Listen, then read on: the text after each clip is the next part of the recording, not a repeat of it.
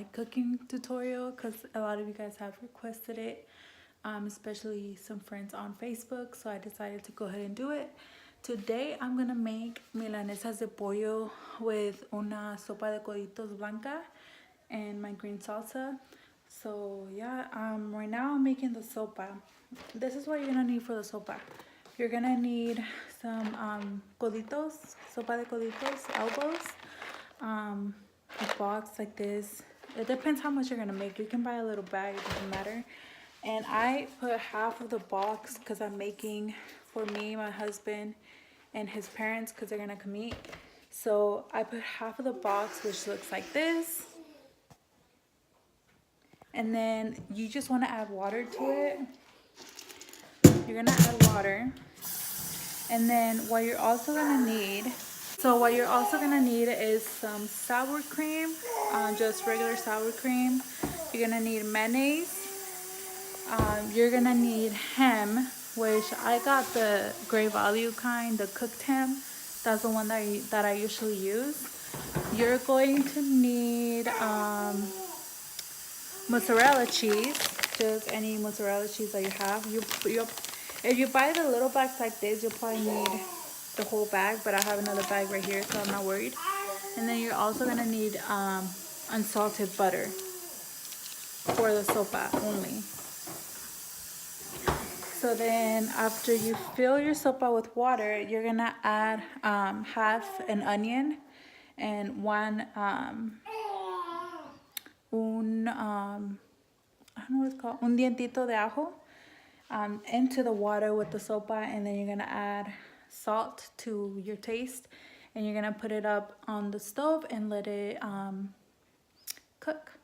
So that's for the sopa. Then I'll show you guys what to do after that's cooked. Okay, now so we're gonna go ahead and get the filetes de pechuga for the milanesas ready. This is what I have. Is that right there? I got it at my local Mexican store. It's pretty much chicken breast but sliced into un filete, like a steak. So yeah, I got it already sliced at my store, at the Mexican store that I go to. But you could also do it to chicken breast. You can slide little thin slices out of a breast, and that will work if you don't have a store that already sells them like this. So what you're gonna want to do is get a you're gonna want to get un traste like this, that's deep, to put them in. And you're going to open this, and then you're going to get filete por filete, and you're gonna add salt to it. So you're gonna add salt to one side, turn it around and add salt to the other side. And you're gonna do that to every single one and put them in this bucket. Okay guys, so when your sopa is cooking, you're gonna want to keep moving it with the spoon because it can get stuck on the bottom of your olla. So just make sure to move it once in a while. Don't leave it alone the whole time. So after you're done with the pechugas and you're done putting salt on them and you have them in your traste, you're gonna want to get about half of onion. No, I would say about half of an onion. So you're gonna want to get that much and put it into your licuadora, into your blender. And then you're gonna want to get half of a dientito de ajo and put it in there as well. And then you're gonna add just a little bit. Here, let me do it and then I'll show you guys. This is what I mean. You're gonna want to get half of the onion, so this much, and you're gonna want to put it in your licuadora like that. And then it depends how big or small your ajo is. If it's pretty little like this, then just add the whole thing. But mine, I cut it in half because it was pretty big, as you can see. So if it's big, cut it in half. If it's small, just throw the whole thing in there. But yeah, just add your half into the onion. And then you're gonna wanna add a little bit of water. Not too much. About not much of water. And then you're gonna blend it. Molido. You're gonna want to add this into your chicken breast. Oh, didn't quite blend that well. That's so weird. But yeah, so this is what you're gonna be left with. And then just put all of it under there. Excel, why are you crying? So they're crying. So then just let it sit for about the longer you let it sit, the better it's gonna taste. So I just do this.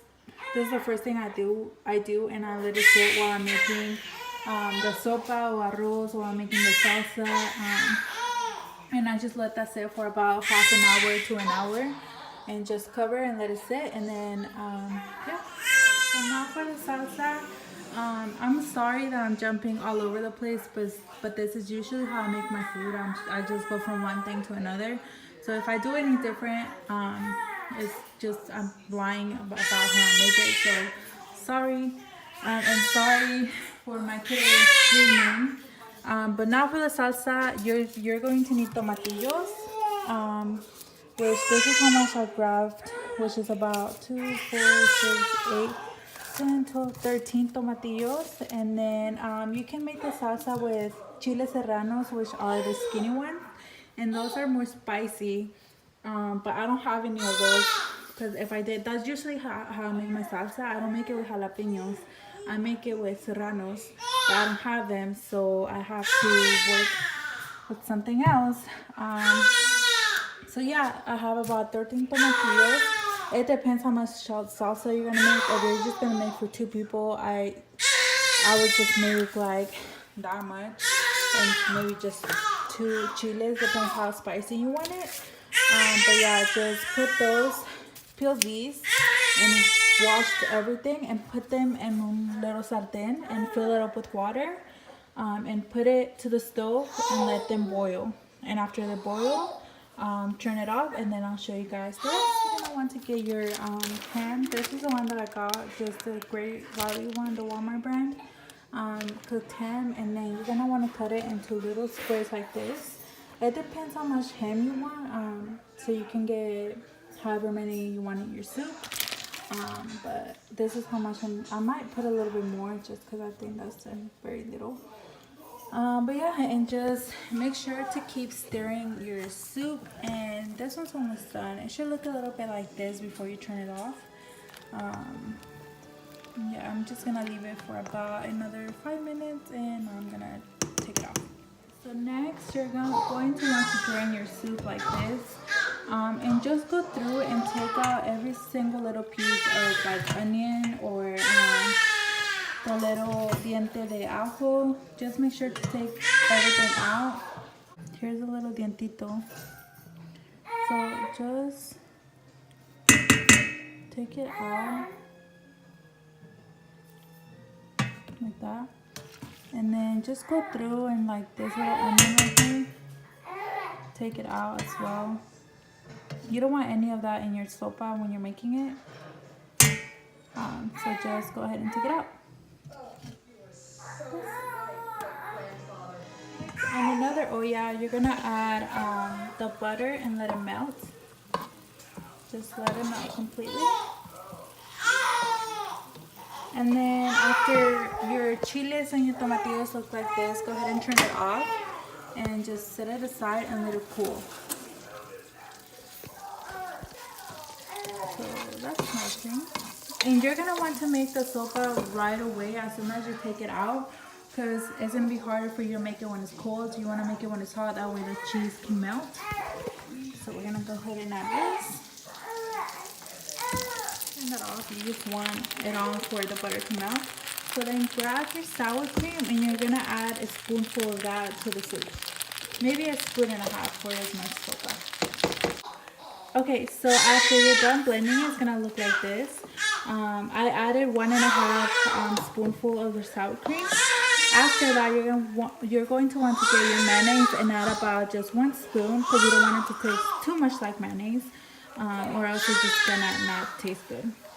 Alright, so this is what it's like when it's done. After that, you can go ahead and taste it to see if it needs more mayonnaise or more sour cream. It depends how you like it. So after this, you're gonna add the cheese. This is what it looks like with the cheese added. It's a little cheesy and stringy, and yeah. So after that, you're going to want to add the ham, which is right here. So just go ahead and add that to your sopa. Again, it depends how much ham you want in it. You can add as many ham as you want, or you can just eat it without ham.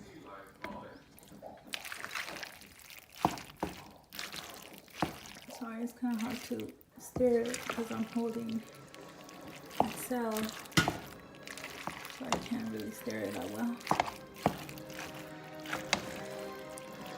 Multitasking, cooking, and holding a baby. My life. That's how you know you're a mom.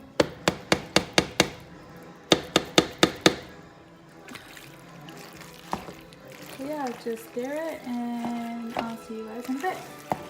And this is what your sopa looks like after it's done. So you can go ahead and cover that up and go ahead and make the rest of the salsa and the pechugas.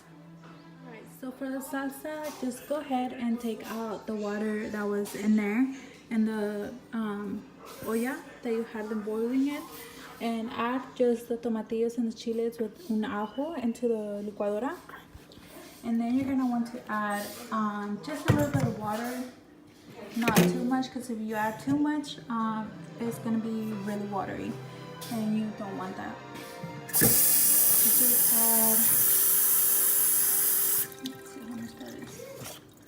That's a lot. So just about that much, just to cover the bottom of the licuadora. And go ahead and blend it. After your salsa is well blended like this, and it's not too watery, it should be pretty thick like this. Just go ahead and put it in un traste and add salt to your liking.